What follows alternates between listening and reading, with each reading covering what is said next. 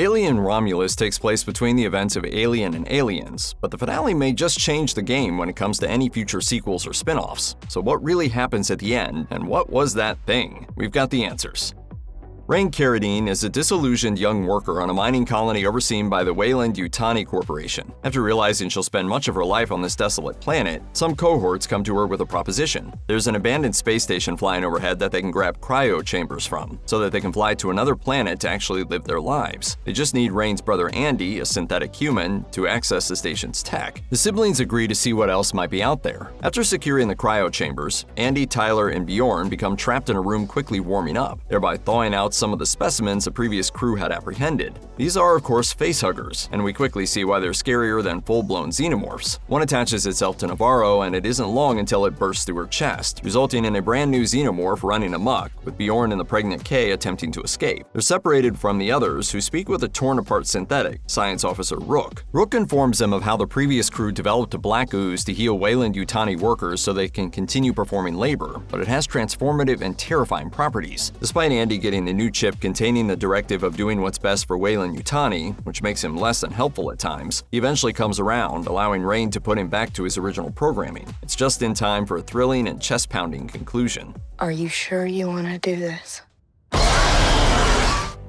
Rain shoots her way through a bunch of xenomorphs, and thanks to an assist from Andy, it seems like our heroes are in the clear, with the siblings and Kay getting back on their original vessel to fly to a new colony. There's just one hiccup. Kay injected herself with some of the black ooze as she was waiting for Rain and Andy to get back. This creates complications with her pregnancy, and she soon gives birth to a pod-like structure. The thing inside hatches quickly, and the survivors soon come face-to-face with a creature known as the Offspring. It looks like a cross between a xenomorph and an engineer from Prometheus, likely a result of xenomorph DNA mixing with the human embryo in Kay. The Offspring kills Kay and severely wounds Andy. Rain is the only one left, resulting in a chilling game of cat and mouse. Luckily, she has one ace left up her sleeve. She lures the Offspring into the cargo bay, which gets released from the main ship, though the creature isn't so easily evaded. The Offspring tries to break Rain's helmet with its second mouth, though finally Rain manages to send the beast flying through space to its demise. And what could be seen as a callback to the ending of 1979's Alien, Rain sends out a message referring to herself as the lone survivor of her crew. She places Andy in a cryopod, stating how she'll try to fix him when she can, so there may be hope for him yet. The vessel sets out on a journey that will hopefully end well for Rain.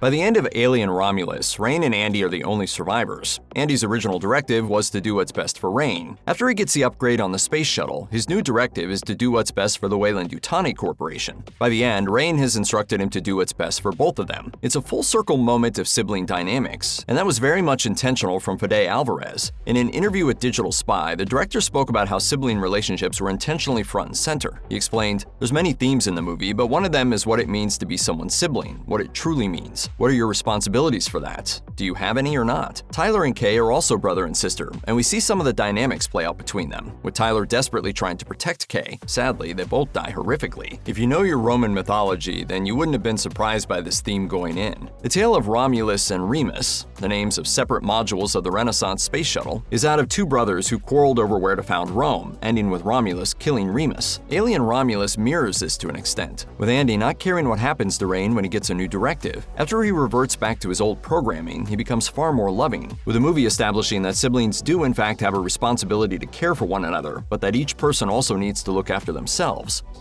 Horror movies often manage to capture the zeitgeist and what real people are fearing at that particular moment in time. In 2024, it's apparent that there's a lot of trepidation surrounding pregnancy and motherhood. Films like Immaculate and The First Omen leaned into this, as did American Horror Story Delicate. This may not come as a surprise since the Supreme Court overturned Roe v. Wade in 2022, jeopardizing the health of many women as several states made it difficult, if not impossible, to seek out an abortion. What this means to women is such an insult. Horror in 2024 appears to represent the fear of those women who may be forced to give birth by an uncaring system, and Alien Romulus continues that trajectory. Kay is pregnant, and despite the father being unknown to us, she seems okay with the prospect of being a mother. Of course, everything goes sideways when she gives birth to the hideous Offspring, resulting in other changes to her body, like her breasts secreting a black ooze that the Offspring appears to feed on at one point. Of course, themes of motherhood aren't new in the Alien franchise. Alien sees Ripley become a surrogate mother figure for Newt, and the computer system aboard the ship in the series is MUTHUR, noir, called Mother by the characters. The movies center on the reproductive cycle of the xenomorph, with the facehuggers basically impregnating human hosts for a xenomorph to then kill them and grow larger. Aliens may offer an optimistic viewpoint on developing a good relationship with one's mother, but otherwise, the process of giving birth in the world of the film has horrifying implications.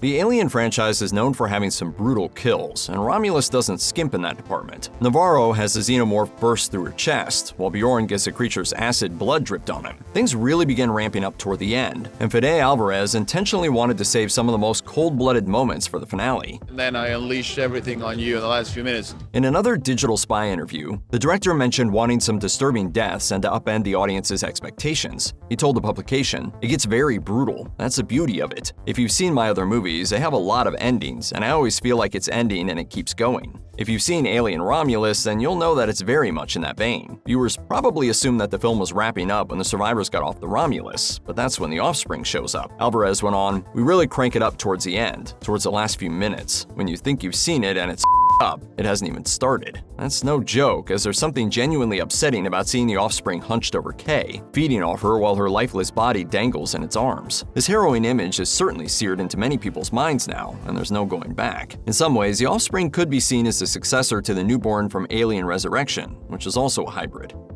When explaining the entire Alien movie saga, Romulus exists as a sort of intraquel. It takes place in the year 2142, 20 years after the events of Alien and several decades before Aliens occurs. Ripley still exists in cryostasis in the film, but that doesn't matter because we're following a new group of characters. The film ends with the offspring getting obliterated while Rain goes on her way to join another colony. A sequel could absolutely pick up with her when she reaches her destination, or something sinister could interrupt her voyage, putting her planned new life at risk. An Alien Romulus sequel could definitely be on the cards, especially if the movie does well financially. And again, it's possible the franchise could go in another direction altogether. Romulus might end up existing as a side story in the overarching scheme of the series, while the next movie focuses on something else entirely, with a new crop of victims. Who knows, maybe we'll finally get the Neil Blomkamp Alien movie we never got to see now that there's renewed interest in the franchise. Assuming Alien Romulus has legs and can keep the momentum going, it should be a financial success, which would make the prospect of a sequel all the more enticing for studio execs. Initial signs are very positive. According to Variety, the film is expected to make $28 million to $38 million in its first weekend of release. Rain, are you sure about this? Only one way to find out. It's an exciting time to be an Alien fan. In addition to a brand new movie, there's also an FX TV series in the works from Noah Hawley titled Alien Earth. If you disregard the Alien vs. Predator films, it will be the first entry in the franchise to visit our home planet. Those hoping for nods to the upcoming TV show on Romulus will have no doubt been disappointed, as there aren't any, and it seems that there won't be any connective tissue between the two, period. Hawley has confirmed that his Alien series will ignore elements of Prometheus and Alien Covenant. It's a stark cry from Alien Romulus, which leaned into those more divisive entries, including having a reference to a Prometheus file and the presence of the black goo that Weyland-Yutani is interested in. Hawley's stance isn't that surprising. For starters, Alien Earth will take place 30 years before the events of Alien. Seeing as Romulus is set 20 years after the events of that movie, the young characters we follow wouldn't have been born. The only potential returning cast member could be Andy, or at least a different version of Andy, if his synthetic model was mass-produced. Suffice to say, fans probably shouldn't expect to see Romulus references in Alien Earth. They're separated significantly both on the timeline and in literal light years within space. Plus, the description of Alien Earth suggests it'll focus more on Weyland-Yutani wanting to develop advanced android creations. How exactly do xenomorphs fit into that? We'll just have to wait and see. Alien Romulus borrows much from previous installments, right down to Andy saying, quote, "Get away from her, you..." which Ripley popularized in Aliens. However, the third act takes a massive swing by introducing the offspring, a creature that looks like a mashup of an engineer from Prometheus and a xenomorph. This makes sense given what we know from Prometheus. In that film, an engineer ingests a black goo, causing its DNA to seed Earth and lay the foundation for humans to emerge. Humans are the byproduct of engineers, so that latent genetic structure may have come to the forefront when Kay gave birth to the creature. There's much we don't know about the offspring and whether these types of creatures will factor later in the franchise, but its design did its job in terrifying audiences. A Reddit thread chronicling Alien Romulus spoilers has several people praise the monster's design, including one person who wrote, "It actually haunted my mind a little in that unsettling way," meaning it was definitely more impactful than the newborn from Resurrection, which was just ugly and gross. It appears no matter what folks think of Alien Romulus as a whole, the offspring is a highlight. Its introduction is a good way to help differentiate Romulus from other franchise entries, and it opens the door for the idea of human xenomorph crossbreeds being explored further.